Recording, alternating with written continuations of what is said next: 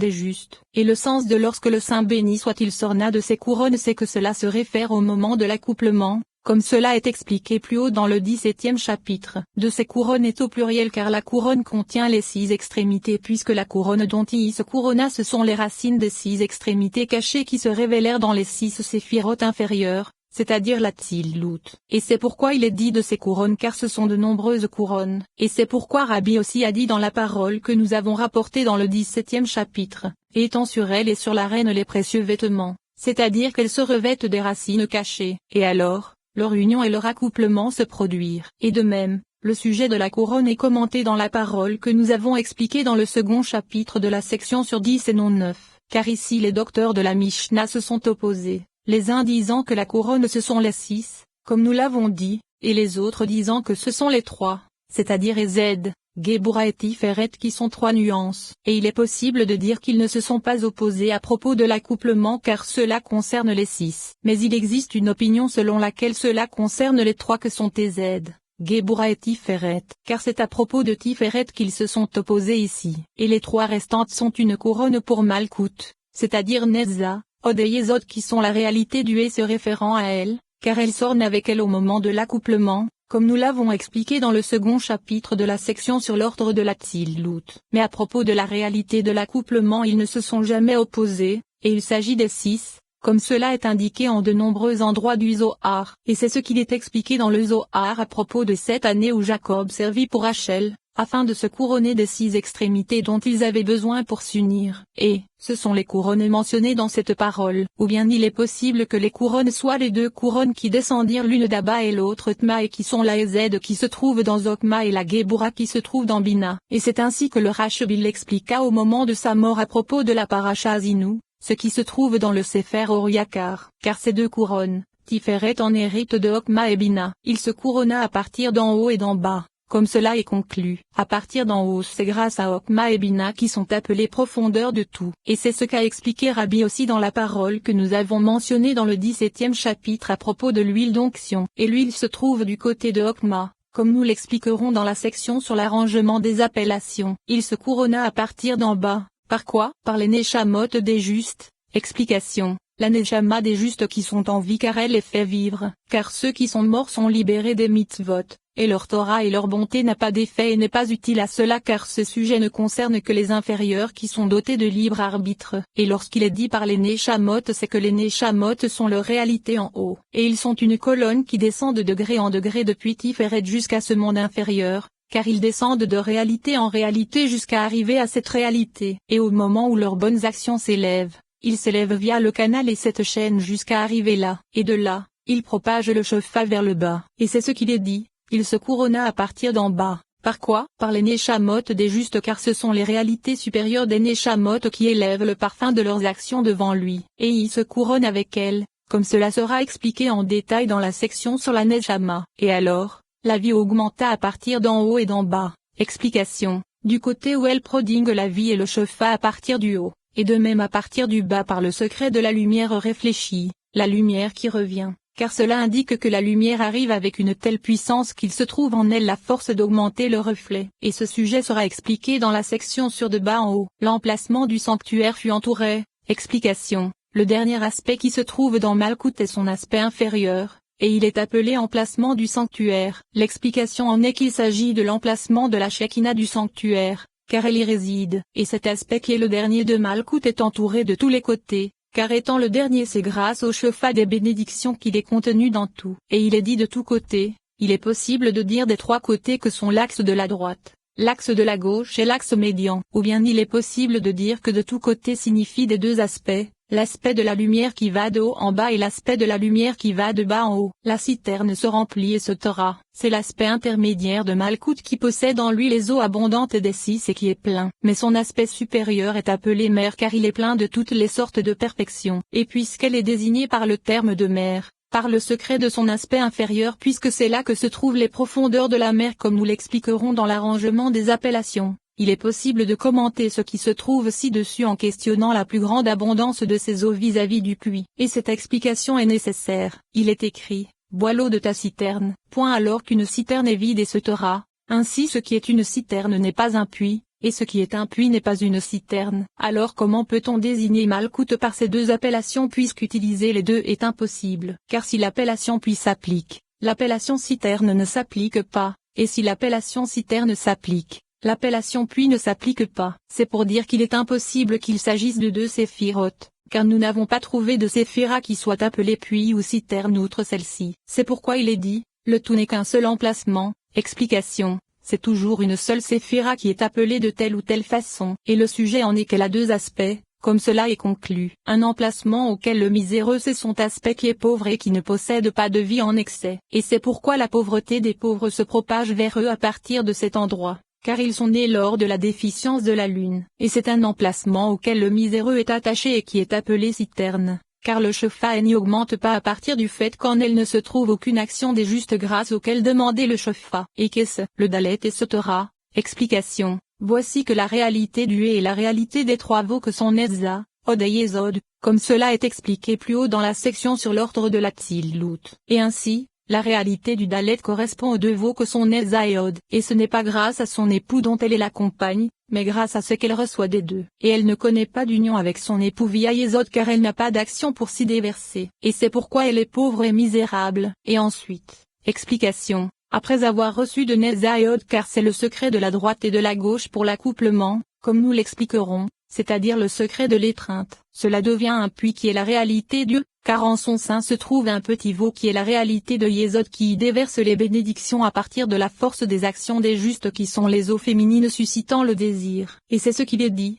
et ensuite, cela devient un puits qui se remplit de tous côtés, c'est-à-dire des trois axes, de la droite, de la gauche et du centre. Et alors, c'est un puits qui s'y déverse comme cela est conclu, et s'écoule par le bas à partir des Neshamot des justes, c'est-à-dire les eaux féminines mentionnées ici. Une autre explication concernant la citerne et le puits serait que c'est seulement à Malkout que se réfère la citerne, et le puits se référerait à une autre séphira. Ta citerne, c'est que cela se réfère au roi David. Explication. Sous cet aspect, David était une Merkaba pour Malkout vis-à-vis de son aspect appelé citerne. Et la preuve en est que c'est à cause du désir envers ces eaux qu'elle est appelée citerne. Ainsi, l'aspect de David est appelé citerne. Et de même, il est indiqué dans le même passage à propos du verset écoute-les chez ce Torah, et s'écoule, c'est Abraham. Ceci ne nécessite aucune preuve car ceci est l'évidence même puisque les eaux s'écoulent et sont prodiguées grâce à Ezed, attribut d'Abraham. À l'intérieur c'est Jacob, car il se trouve au centre en tant que médiateur pour les patriarches. Et c'est ce qu'il est dit, qui se trouve au centre de ton puits, c'est Isaac car il était appelé, puits d'eau vive. Explication. Du côté de la source de vie qui est la Bina qui se trouve au-dessus d'elle. Et à propos de la vie, il est indiqué, ainsi, cela se réfère et se Torah, car il est nécessaire qu'à ce sujet des appellations soient attribuées aux attributs, de manière à ce qu'il soit possible de commenter cela de façon différente. C'est pourquoi il est dit que puisqu'il est possible d'expliquer selon le commentaire présenté ci-dessus, ou bien à la façon de tel ou tel commentateur, nous avons propagé l'opinion selon laquelle cela se réfère au char de la sainteté situé au-dessus, car ce sont les quatre pieds de la Merkaba, Ezed, Géboura, Tiferet et Malkout. Et c'est une bonne chose que ces quatre soient mentionnés ensemble dans ce verset, car ce sont des attributs qui se rattachent à cela, comme cela est connu, ce qui n'est pas le cas selon ce qui précède où tout se réfère à Malkout et où les autres mots ne sont pas précisés, au char de la sainteté situé au-dessus des patriarches, et au roi David qui s'unit à eux.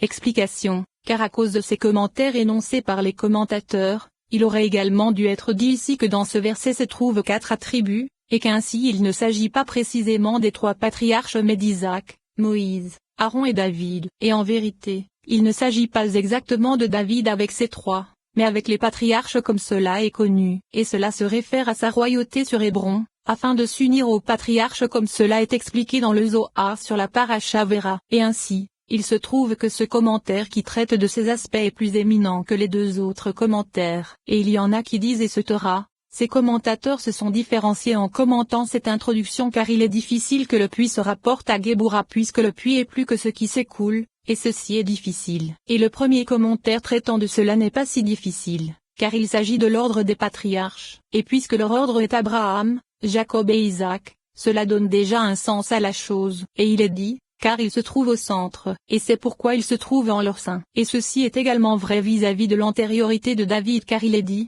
des patriarches, et au roi David et ce Torah. Et l'explication de ce verset c'est que David se rattache aux 3 patriarches, et c'est pourquoi David précède les 3. Et c'est la signification de qui s'unit. Et ayant vu que l'ordre des patriarches n'était pas approprié, les commentateurs ont été confus du fait que les appellations s'appliquent ici. Et c'est pourquoi ils ont dit, qui coule, c'est Isaac, car en lui se trouve un peu des eaux, comme dans miracle des pluies. À l'intérieur, c'est Moïse. Nous avons déjà expliqué la différence existant entre Jacob et Moïse dans la section sur 10 et non 9, car Jacob provient de l'intérieur et Moïse se trouve à l'intérieur. Et puisqu'il est expliqué que qui coule c'est Isaac et que la réalité de qui coule se réfère à la miséricorde, il est dit que la signification de cela ne concerne que leur réalité cachée et qu'Isaac est semblable à Moïse. Et c'est ce qu'il est dit, à l'intérieur, c'est Moïse car il se trouve au centre, selon ce qu'il est expliqué plus haut. Et il a également voulu expliquer à l'intérieur. C'est Moïse afin de bien préciser l'expression à l'intérieur,